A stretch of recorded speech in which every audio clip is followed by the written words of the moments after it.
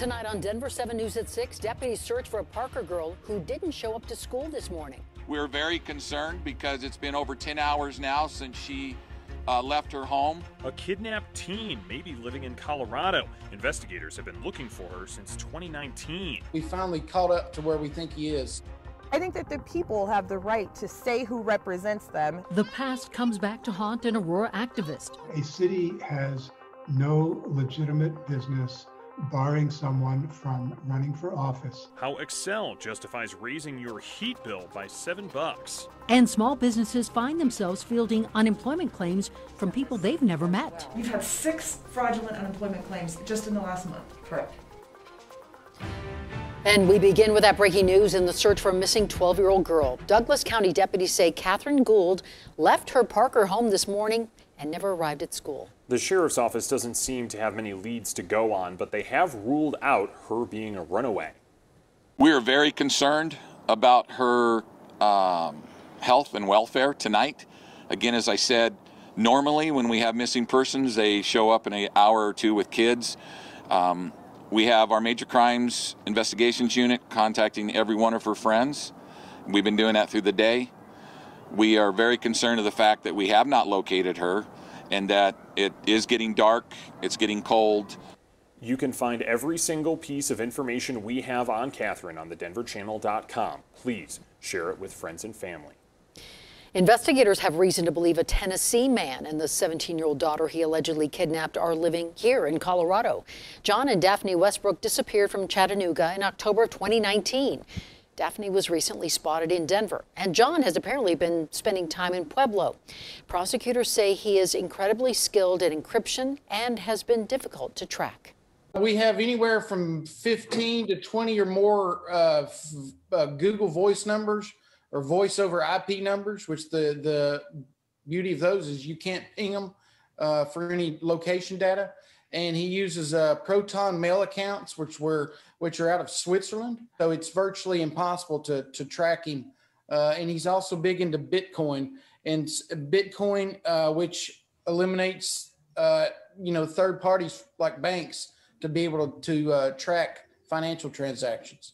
Daphne's been communicating with a friend, one of our best friends from here in Chattanooga, and indicates that her computer's behind locked doors.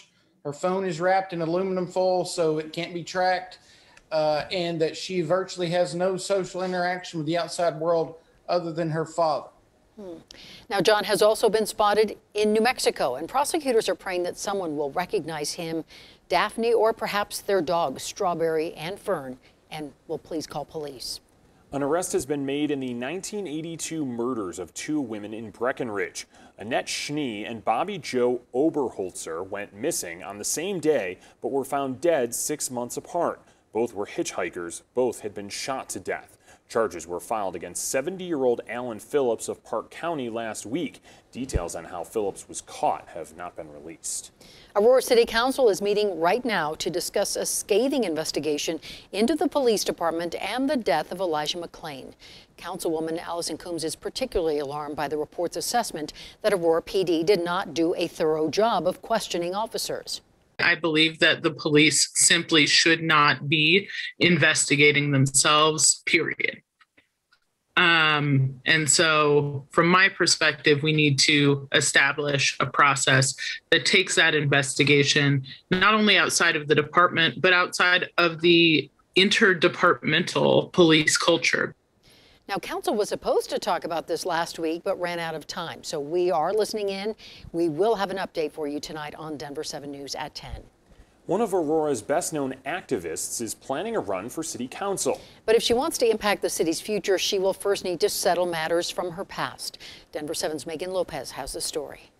No justice, no peace! For more than a year across Aurora, the calls for change have been growing louder. Police reform is not just needed, but is long overdue. Change to the police department, the city government, and the system overall. This is what community looks like. One of the loudest voices, I have been probably the roadmap for civic engagement. Is Candace Bailey. She's a community activist who serves on several of Aurora's advisory councils. Now she wants to get even more involved. I am actively running for, want to run for the at-large position in the city of Aurora. Only running for office is something Candace can't do. 20 years ago, she ran into trouble with the law. The case was an altercation between two parties, my group and another group.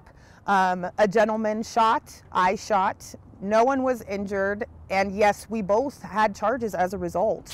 Article 1, Section 54 of the Aurora Municipal Charter bans people convicted of felonies from running, despite state and federal law mostly allowing it. I can run for Congress right now.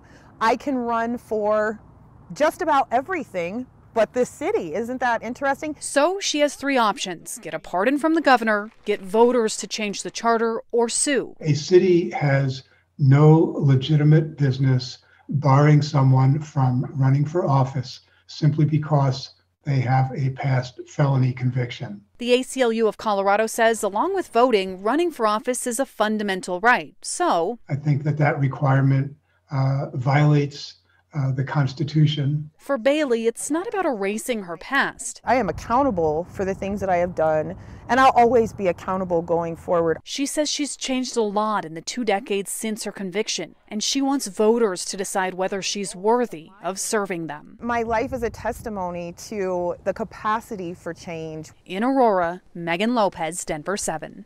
And late this evening, we heard from Aurora Mayor Mike Kaufman. He tells us he would support changing the city's charter to allow some felons to hold office, but that any decision of this magnitude has to go through the voters, and that process could take years.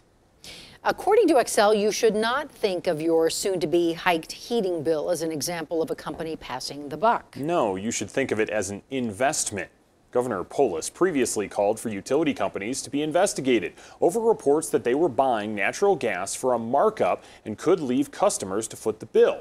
In a letter to the governor, Xcel admits it did purchase gas for more than 100 times the usual price during February's cold snap, but insists it does not profit from higher rates. Xcel is proposing charging gas customers an extra $7.50 a month and electric customers $3.50 a month for the next 2 years to make up the difference.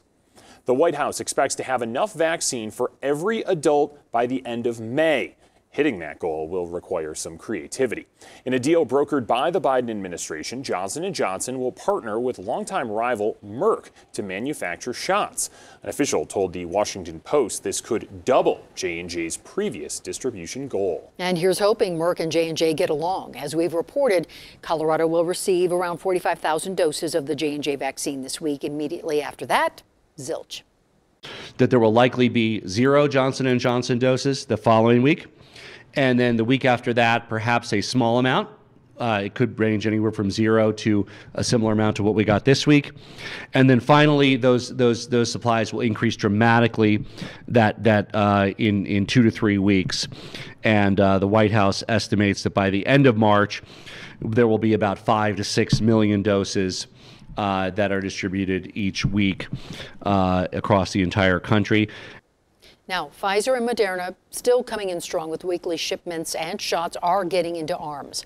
Governor Polis announced today that 70% of Coloradans 70 and older have been vaccinated. High school football, field hockey, gymnastics, boys soccer, girls volleyball, and bowling have all been cleared for practice. Most will start working out on the 8th. Football teams that didn't play in the fall will start practicing on Thursday. Colorado means business when it comes to fighting unemployment fraud, or at least its small businesses do. Here's Contact Denver7's consumer investigator, Jacqueline Allen. It's not my job. It's not my job at all. Fighting unemployment fraud may not be Brendan Zarnock's job. I mean, this should be a very simple system. But he's one of a growing number of Colorado business owners. So this is a form that we got last week. Working hard on these forms. In this case, he says an employee fired for not showing up filed for unemployment benefits. Brendan wants to dispute the claim. The problem, the state sent this February 23rd with a deadline on the 24th. The letter arriving on the 25th. You got it a day after it was due. Exactly. Didn't give us enough time to respond back to the situation.